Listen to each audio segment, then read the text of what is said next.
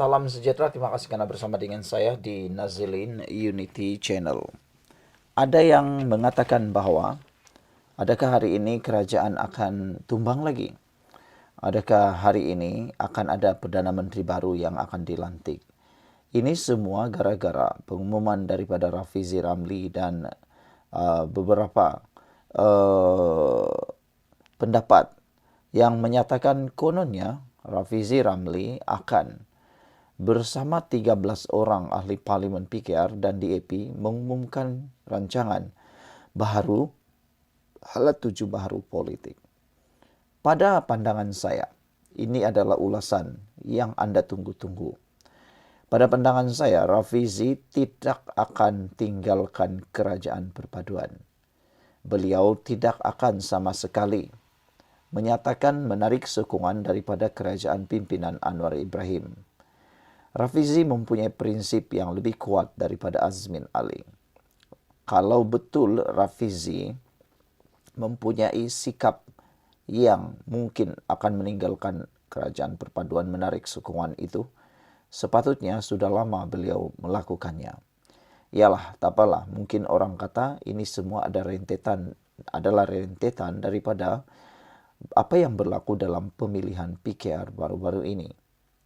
Saya berpendapat dan berpandangan Rafizi tidak akan melakukan menarik sokongan tersebut.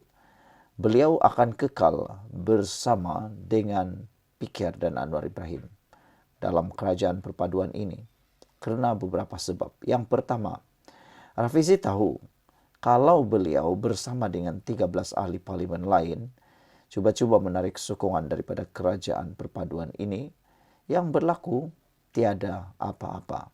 Tidak ada apa-apa perubahan kalau Rafizi mengisytiharkan menarik sokongan kerana Anwar Ibrahim mempunyai sokongan sebanyak 153. Jika dicampurkan dengan 13 atau menolak 13, yang masih ada adalah 140. Makna kata Anwar Ibrahim kekal sebagai Perdana Menteri, kerajaan akan kekal sebagai kerajaan. Melainkan jika tiba-tiba UMNO akan melakukan perkara yang songsang, akan menarik sokongan bersama dengan 13 ahli parlimen itu. Lalu, mungkinkah Rafizi akan dilantik menjadi Perdana Menteri? UMNO tidak akan melakukan perkara itu. Sebelum itu, sila tinggalkan komen Anda dengan tanda pagar kami sayang kestabilan. Dengan tanda pagar kami sayang kestabilan. Dan saya nak perkenalkan kepada anda semua, ini Transofactor for Life, terapi imun yang meningkatkan daya imun badan kita sehingga 400%. Secara umumnya, kita kena penyakit kerana imun badan kita yang lemah. Secara umumnya, kita tak sembuh-sembuh daripada penyakit kerana imun badan kita yang lemah dan bodoh. Apabila imun badan kita yang lemah dan bodoh menjadi lemah dan bodoh, imun badan kita tidak akan mampu melawan penyakit daripada dalam dan daripada luar badan kita. Tetapi dengan peningkatan daya imun badan kita, kita mampu melawan penyakit sehingga ke akar umbi. Cepat dapatkan produk yang diluluskan KKM ini. Ada sijil halal dan diperakui oleh doktor-doktor di seluruh dunia. Ini ialah penemuan paling ajaib, paling besar dalam dunia kedokteran untuk abad ini. Dapatkannya segera dan hubungi nombor telefon yang tertera untuk mendapatkan konsultasi percuma, khidmat nasihat percuma untuk anda semua. Ingat, jangan sampai terlambat, ambil peluang ini, pergunakan waktu yang ada.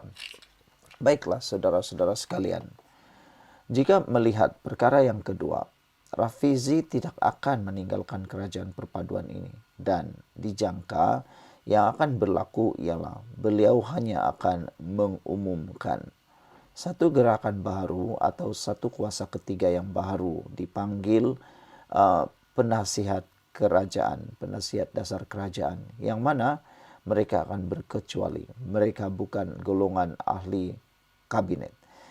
Apabila mereka jadi ahli kabinet, mereka terpaksa mempunyai etika, nilai etika di dalam bersama dengan komponen dalam perpaduan, kerajaan perpaduan. Tetapi apabila mereka di luar kabinet, terutamanya seperti Rafizi yang telah meletakkan jawatan sebagai menteri itu, Mereka mempunyai kuasa yang lebih besar untuk mengkritik kerajaan dan juga untuk memperbetulkan dasar-dasar kerajaan, termasuklah mengkritik UMNO. Jadi itu sebabnya dijangka Rafizi tidak akan mengumumkan keluar parti, apalagi keluar daripada kerajaan perpaduan. Rafizi bukan pengkhianat, dia tidak akan tinggalkan. Namun demikian, ada seorang netizen dalam ruangan komen di dalam page Facebook mengatakan, beliau bertanya, Rafizi Ramli sebenarnya nak apa? Apa sebenarnya yang Rafizi nak sangat? Kalau beliau terus mengkritik kerajaan ini, adakah beliau nak berniat mahu menumbangkan Anwar Ibrahim? Saya fikir Rafizi Ramli tidak akan bertindak seperti itu kerana Rafizi bukan pengkhianat.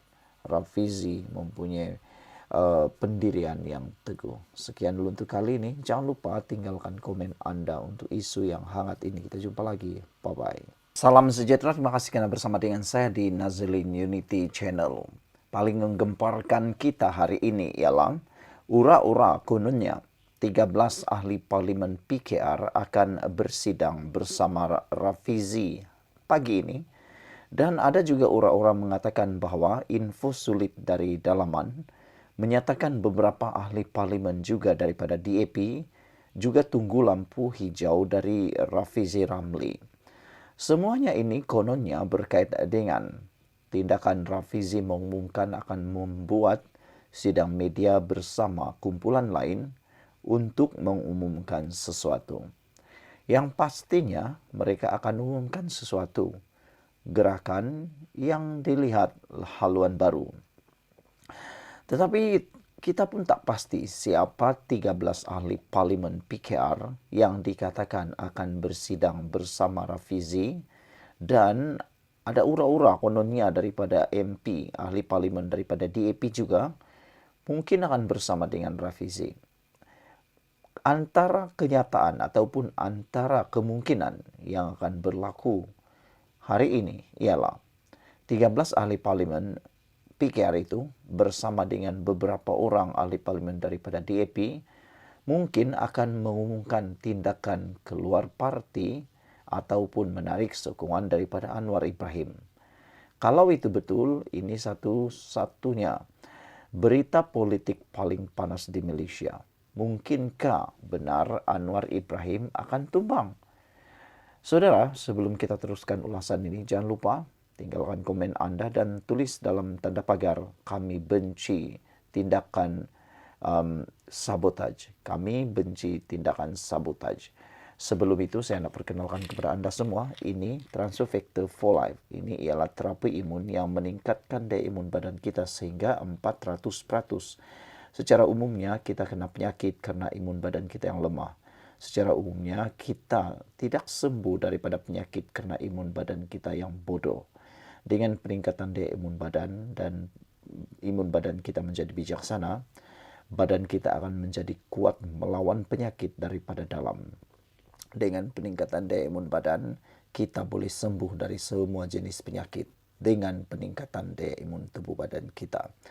Produk ini, terapi imun ini diluluskan oleh KKM, mendapat sijil halal, ada sijil halal dan juga diperakui oleh doktor-doktor di seluruh dunia, bahkan di Malaysia. Cepat dapatkan produk ini sebelum Anda sudah terlambat. Ingat, masa tidak pernah menunggu Anda. Kita kena ambil kesempatan yang ada. Dapatkan khidmat nasihat secara percuma melalui nombor telefon yang tertera. Baiklah saudara-saudara sekalian, siapakah 13 ahli parlimen PKR yang akan bersidang bersama Rafizi pagi ini? Dan adakah benar akan ada beberapa ahli parlimen daripada DAP yang akan bersama dengan Rafizi?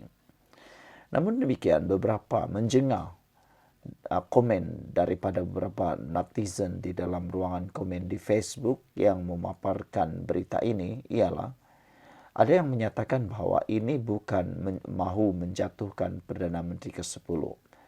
Tindakan 13 ahli parlimen dan beberapa orang ahli parlimen DAP yang dikatakan daripada DAP ini akan membuat sidang media ini sebenarnya bukanlah untuk mau menjatuhkan Anwar Ibrahim, tapi mereka hanya mahu menyatakan kerajaan sekarang dah lari dari landasan reformasi.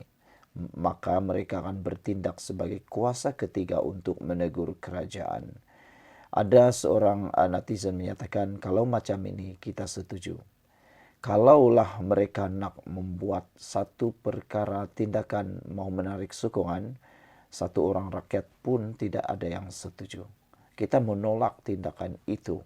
Tetapi kalau nak membuat satu kumpulan yang bertindak sebagai kuasa ketiga untuk menegur kerajaan, ini satu perkara yang harus kita sokong karena ini satu bagus. Ada juga yang mengatakan bahwa ini mungkin percaturan undi kaum Cina yang swing ke MCA dan gerakan jika betul penipuan berlaku dalam PKR. Ahli parti pun dia tipu ahli parti lain macam mana, kata beliau. Sebenarnya saudara-saudara sekalian, apa yang kita sedang nak tunggu-tunggu ialah apa yang akan Rafizi umumkan. Ada juga yang menyokong terbaik yang berhormat Datuk Seri Rafizi Ramli, reformasi madani hidup UMNO, kata beliau. Ada juga yang kata mahu reformasi 2.0. Faiz Nasir kata 30 tolak 13 tinggal 17, takkan 17 ja tinggal damai dalam ahli parlimen, kata beliau. Dan ada juga yang mengatakan gimik sajalah, Rafizi tak akan buat sesuatu menjatuhkan Pakatan Harapan atau kerajaan. Itu adalah prinsip, walaupun tak cinta pun takkan nak jahanamkan, kata beliau. Saudara, Rafizi nak tengok dengan statement ini rakyat masih menunggu atau tidak. Kalau menunggu maknanya PKR okey lagi. Kalau tak kisah maka bermakna beratlah PRN Melaka dan Sabah, kata beliau. Rafizi dan ahli MP nak keluar PKR, kata Sudindin. Saya rasa itu tidak. Ingatkan dah tumbang yang dulu nak senang dah kita, rupanya dok juga, kata beliau. Saudara, sekian dulu untuk kali ini. Jangan lupa tinggalkan komen Anda untuk isu panas kali ini. Kita jumpa lagi. Bye-bye. Salam sejahtera, terima kasih karena bersama dengan saya di Nazilin Unity Channel. Betulkah Rafizi sanggup berbohong untuk mahu kelihatan relevan dan mau diterima lagi?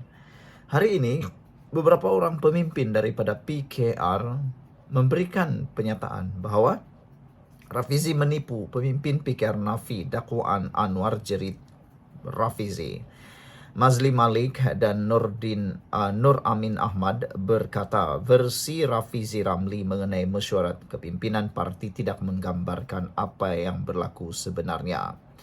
Dua ahli majlis pimpinan pusat PKR menolak dakwaan Rafizi Ramli yang Presiden Anwar Ibrahim menjerit hampir 20 minit dalam mesyuarat menjelang pemilihan parti pada 23 Mei yang lepas. Dalam hantaran ringkas di X malam tadi, Ketua PKR Perlis Nur Amin Ahmad berkata, beliau turut hadir dalam mesyuarat itu dan tidak menyaksikan pergaduhan besar. Tak tahu pula ada gaduh besar, katanya. Tak rasa ada tinggi suara sampai dekat setengah jam, kata bekas ahli Parlimen Kangar.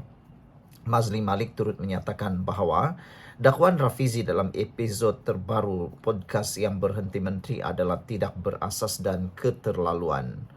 Bekas Menteri Pendidikan itu berkata, beliau dan majoriti yang hadir dalam mesyuarat itu menjadi saksi. Tiada sebarang pertengkaran atau jeritan berlaku bertentangan dengan versi Rafizi. Jadi sekarang ini, sebelum kita teruskan ulasan ini, jangan lupa Anda tinggalkan dalam ruangan komen dengan tanda pagar kami benci penipuan. Kalau Anda betul-betul benci dengan penipuan, tulis dalam ruangan komen kami benci penipuan. Sebelum itu saya nak kongsikan dengan Anda semua, dengarkan baik-baik. Ini ialah Transfer Factor for Life. Ini ialah terapi imun yang meningkatkan daya imun badan kita sehingga 400%. Dengan peningkatan daya imun badan ini, kita akan menjadi kuat melawan penyakit dari dalam. Dan secara umum dan ringkasnya, kita tidak sembuh daripada semua jenis penyakit karena imun badan kita yang lemah. Kita juga kena penyakit yang berlanjutan, berlarutan sampai menjadi teruk karena imun badan kita yang lemah dan jadi bodoh. Dengan imun badan yang bodoh juga, kita tidak dapat melawan penyakit. Tapi secara umum dan ringkasnya, dengan peningkatan daya imun badan dan dengan peningkatan kebijaksanaan imun badan, kita boleh melawan penyakit dari semua jenis penyakit, dari kecil sampai yang kebesar, daripada demam sampailah kanser. Semuanya mampu diselesaikan dengan peningkatan daya imun badan kita. Ini adalah produk yang lulus KKM, diluluskan oleh lulus KKM, ada sijil halal dan diperakui bukan sekadar oleh dokter-dokter di seluruh dunia, tetapi juga dokter di seluruh Malaysia. Dapatkan produk ini melalui nomor telepon yang tertera WhatsApp untuk mendapatkan maklumat yang Anda mahukan, konsultasi percuma, dan paling penting sekali, Anda harus mendapatkannya dalam masa yang terdekat. Jangan tunggu sampai sudah teruk baru Anda tercari-cari. Jangan kata abang tak payung. Dan lebih penting, kalau Anda sehat, dapatkannya untuk menjadi perlindungan terbaik untuk diri Anda dan keluarga Anda. Jangan tunggu sakit baru makan, sehat lagi baik makan. Macam itulah. Saudara, bekas Menteri Pendidikan Mazli Malik berkata, beliau dan majoriti yang hadir dalam mesyuarat itu menjadi saksi. Tiada sebarang pertengkaran atau jeritan berlaku. Semuanya ini bertentangan dengan versi Rafizi Ramli. Kata Mazli, Presiden Anwar Ibrahim tidak seminit pun menjerit dalam mesyuarat terakhir MPP berhubung pemilihan parti. Siapa yang mengatakan bahwa Presiden menjerit memarahinya selama 20 menit pada mesyuarat tersebut, sama ada beliau menipu ataupun berhalusinasi atau penghidap skizofrenia yang kronik katanya di Facebook. Skizofrenia ni, entahlah apa penyakit ni, Anda carilah dalam Google, tanyalah ChatGPT. Saya pun tak tahu apa penyakit ni. Anda carilah sendiri. Rafizi sebelum ini mendakwa ditegur dengan keras oleh Anwar susulan kritikan terhadap sistem pengundian digital parti yang menurutnya tidak telus. Ahli Parlimen Pandan turut menyuarakan kebimbangan mengenai aspek teknikal sistem itu, termasuk kod sumber, pelayan, server, dan penggunaan blockchain yang didakwanya terdedah kepada manipulasi. Sekian dulu untuk kali ini. Jangan lupa tinggalkan komen Anda, dan adakah, ini soalan paling penting di akhir, tajuk kita awal tapi kita simpan di akhir. Adakah dengan ini Anwar Ibrahim tidak tahan lagi dengan Karena Rafizi lalu akan menyaman Rafizi kerana memfitnah beliau?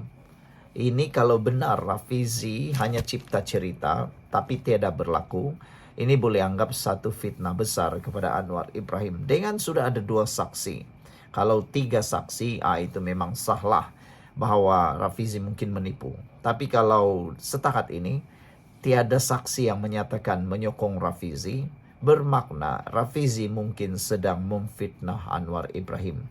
Kalau betullah Rafizi memfitnah Anwar Ibrahim, ada yang mula menyatakan, apa kata Anwar Ibrahim juga saman Rafizi? Kita pun tak tahulah. Terserahlah pada Anda, tulis dalam ruangan komen Anda.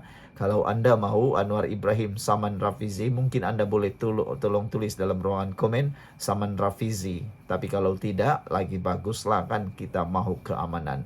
Kalau Anda mahu keamanan, tulis dalam ruangan komen dengan tanda pagar, kami mahu keamanan. Sekian dulu, kita jumpa lagi. Bye-bye.